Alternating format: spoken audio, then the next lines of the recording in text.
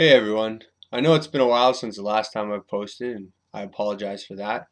It's um, it's been a real tough couple of weeks, getting back to school, catching up on all the projects, playing lacrosse, all of that. So finally found a bit of time to get a video to you guys. So I'm just gonna give you guys a quick little update how the Oilers have been doing over the past 2 weeks, and we'll go from there.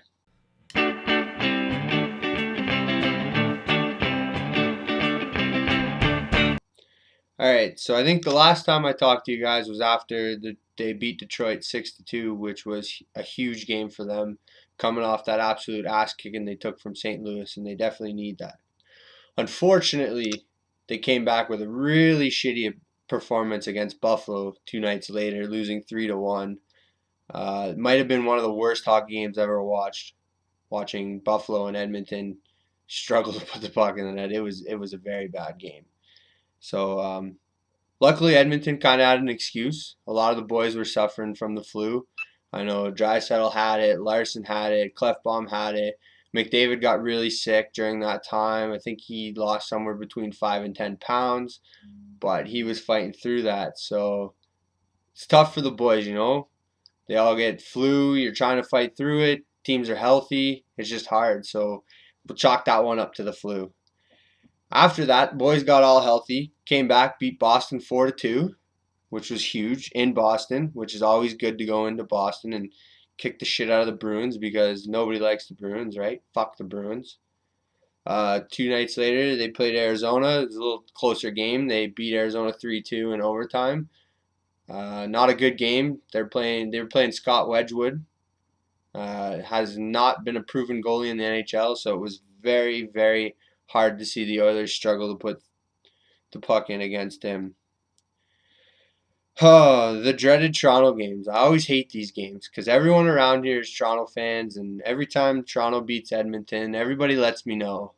So this one was tough for me, especially because the boys went down early, down 3-1, I think, going into the second, battled back to make it 3-3, gave up a quick goal at the end of the second to make it 4-3 Toronto, and then they scored to make it 4-4, and the worst possible thing happened.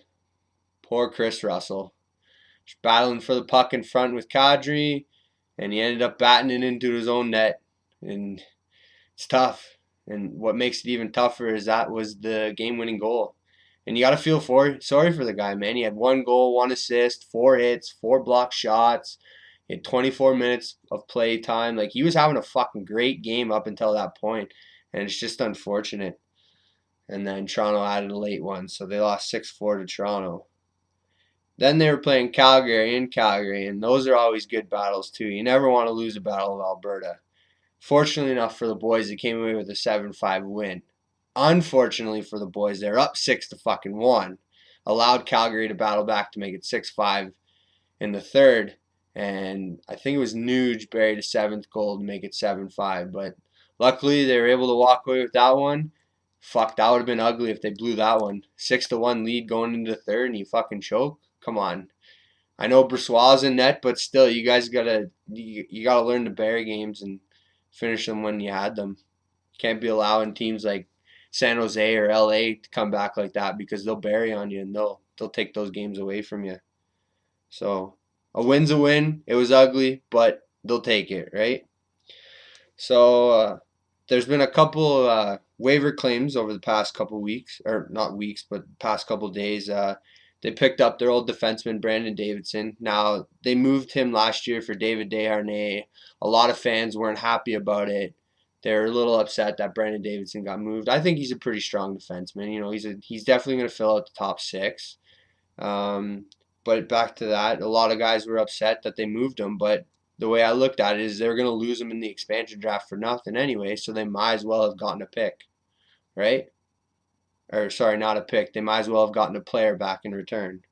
So now he's back. They claimed off waivers from Montreal the other day, which is good because you don't want a V2 and Graba in the lineup. So I'm hoping Graba gets taken out and Davidson will step in for him. And then the young Australian kid, Nathan Walker, got claimed off waivers from Washington. I'm really excited to see what this kid has. From what I'm hearing, he's really good on the PK and he's really fast. So who knows? Maybe they can have him play along McDavid, and that'll be the winger that he's been looking for these last couple of years. So I'm really excited to see how these two fit into the lineup. Some shitty news: Talbot's out at least 2 weeks. Could be longer. He re-injured his upper body that he was fighting earlier in the year. I'm hoping that it's not too bad because as much as I like Brossois, he's not ready to be a starting goalie in the NHL.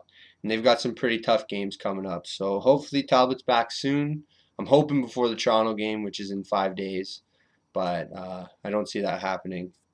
Um, and if Talbot's out longer than two weeks, even a month, I think Edmonton might need to move some picks or some depth guys to try and go after a goalie because, like I said, Brossois is not the guy that they need right now. They need a proven goalie like Chad Johnson or, someone that's got a strong two goalies and they're just looking to offload someone for a pick. So,